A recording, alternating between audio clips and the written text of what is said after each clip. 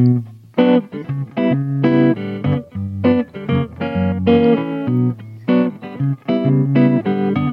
again, and welcome to Improvisations on Growth with Madhu Einsiedler. My name is Adina Arhire, and I am so happy to invite you to the closing discussion that addresses introversion and extroversion. What are the myths about these concepts? Are we merely speaking about poor labeling? Should we even accept as part of our vocabulary two concepts that by default divide and categorize? I encourage you to listen and build your own arguments around this subject. For me too, it's just telling me how much we still involuntarily label and how easily we do that. And it's funny because I was talking to my mom. It's just a joke we have. So my mom, for example, she's known as being clumsy. It's just like a thing. It's like it's her thing. And I was trying to explain to her so she wouldn't feel that bad. And I'm like, Mom, it was probably enough to drop a glass or a plate twice in a week, maybe, and not to do it again for another year. But it was enough for you to do that in next to a family member to gain that reputation.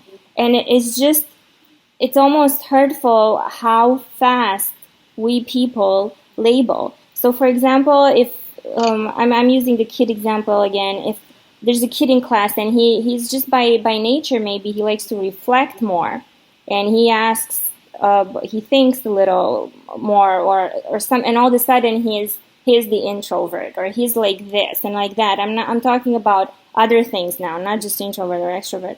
It's just, for me, it ties in so well with how fast we people label other people, and the worst thing is that it just sticks. It doesn't go away. And I really like your example because it's always others who label us first. So it's always our surrounding, like our parents or the people who are supposed to take care of us, who start those labeling.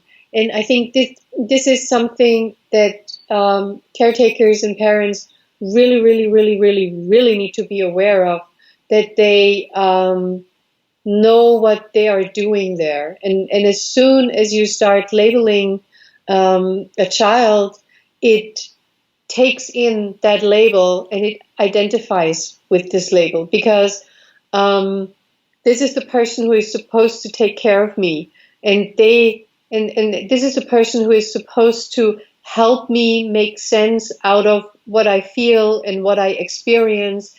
This is the person who is supposed to give me the right words for all the things that I cannot name yet because I'm fresh to this world. So the person tells me, oh, that's a table. So I learn that's a table. And then the same person tells me, oh, you're an introvert or you're clumsy. So I take it like, oh, that's a table. I'm an introvert and I'm clumsy. And so the caretakers and parents, they don't realize what they're doing when they're doing this. And then the child identifies with it and it stays in the box because it doesn't know anything else, because the table is a table. And if the table is a table, then they are an introverts and clumsy. And then only later on, hopefully when they come to when they reach the limits of those labels, hopefully they start asking themselves about, okay, why do I think I'm an introvert, and how do I stand in the world, and how do I want to succeed, but how can I succeed with all those things that I think are not valuable, because this is what someone has told me early on. You're an introvert and you should be different, because you're clumsy and you should not be. And then what I help those people do is I help them realize all the competencies that they have gained, but that they have not learned to appreciate. So, for example, a question that I love to ask is, so how exactly are you introverting? So how exactly are you doing this? And then support them by seeing that these are really cool competencies and then how they can use those competencies very consciously. Because in trying not to be an introvert, they try to do things that they have not learned as well as others. So it's like a snake who wants to fly. Well, that's the snake just has not learned how to fly. And then they try to be good on a big stage, because and then they and for me this is where all these all the role model things come from. So now I think I'm an introvert. Now I read a book about an extrovert role model, now, or a role model who just loves to be on the stage, and then I try to emulate that kind of behavior. But in doing this, most of the time, I neglect all the competencies I actually have learned, and all those things I actually am able to do and are really worthwhile doing. But I focus so much on the things that I should be doing instead of bringing to the light what I have already learned and what I already bring to the table. Well, Does it make sense? yeah, it does. It goes, in my opinion, it goes hand in hand with what I was trying to explain earlier with the arrow. Why did we place this arrow from introvert to extrovert? Which for me, that arrow means exactly what you just said. All of that effort trying to shift from who you are, and not only that, but you're shifting from something that doesn't even exist to again something that doesn't even exist, in my opinion, because we just made these things up. And a person, we should not, this is my final and I'm getting almost like passionate about, I'm getting extroverty about it.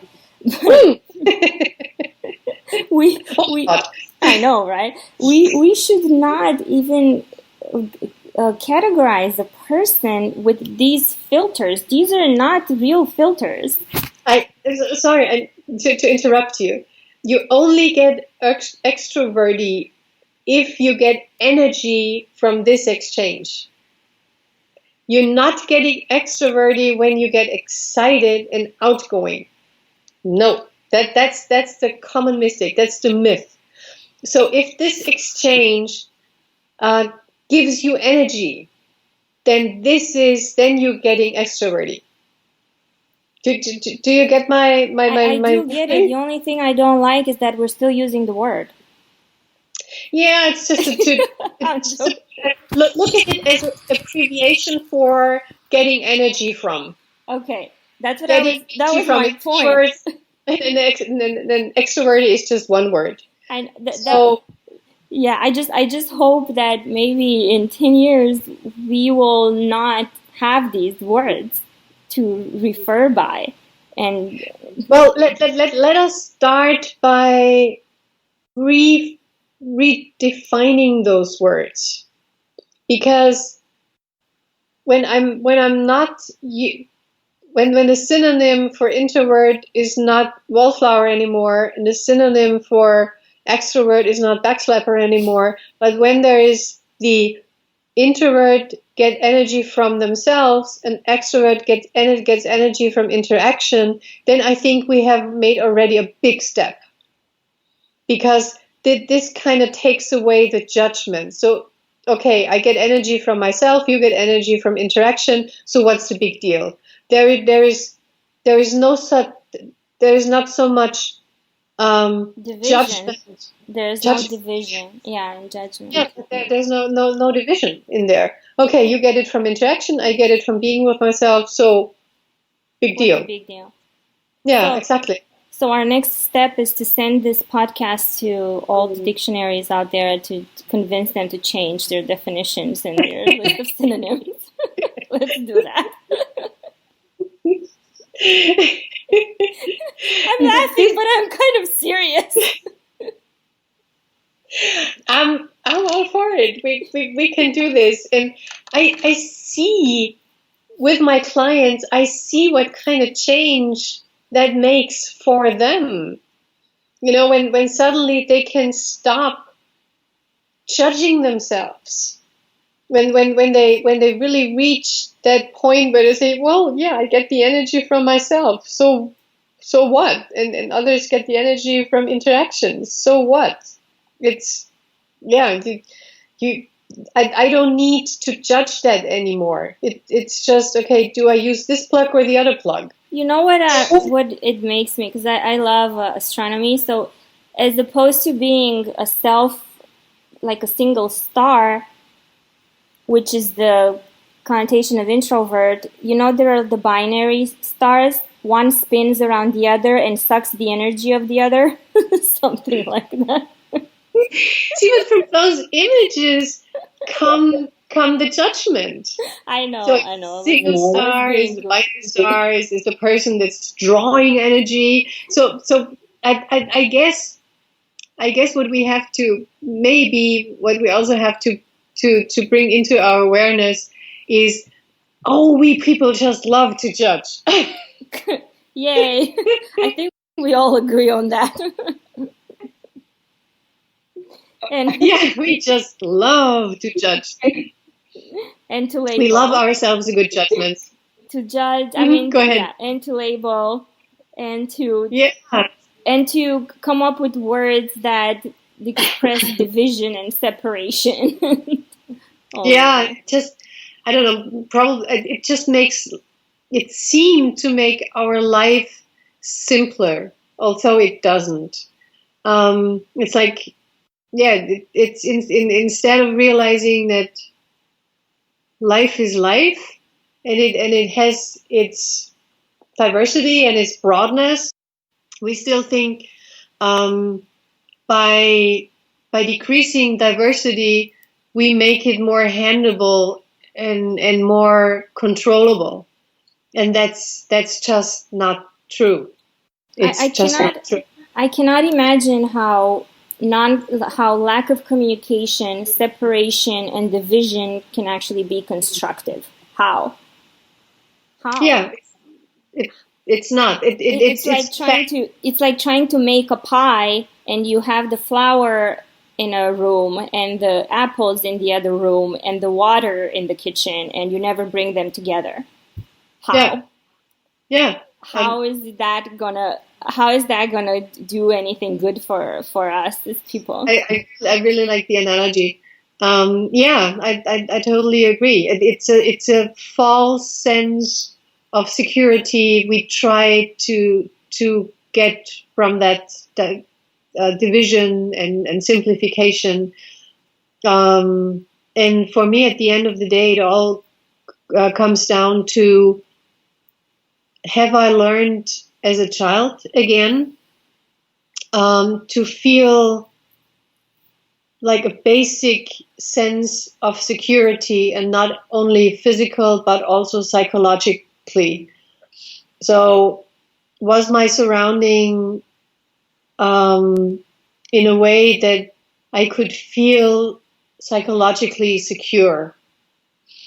So exactly not the kind of environment that would tell me you're an introvert and you have to be different. But, oh wow, I see you and I appreciate whatever you bring into this life. And I just wish that this is what every child that gets born into this world would be able to hear. I see you and I really appreciate what you bring to this life, into this world. Thank you again for a fun interaction and for bringing the best energy out of me. Well, thanks so much for bringing all these interesting topics and having the conversation and opening the space so that we can have these conversations. Yep. And let's see what we come up with next time. Yeah, I'm looking forward to it. This concludes the fourth and last discussion on introversion and extroversion. I hope that our questions, analysis, and explorations have opened new possibilities to understanding these concepts that we encounter so often in our everyday lives. We encourage you to share your questions and suggestions on Madhu's social media or email her directly at madhu@einsiedler.at. Thank you again for listening, and stay tuned for a new series of improvisations on growth.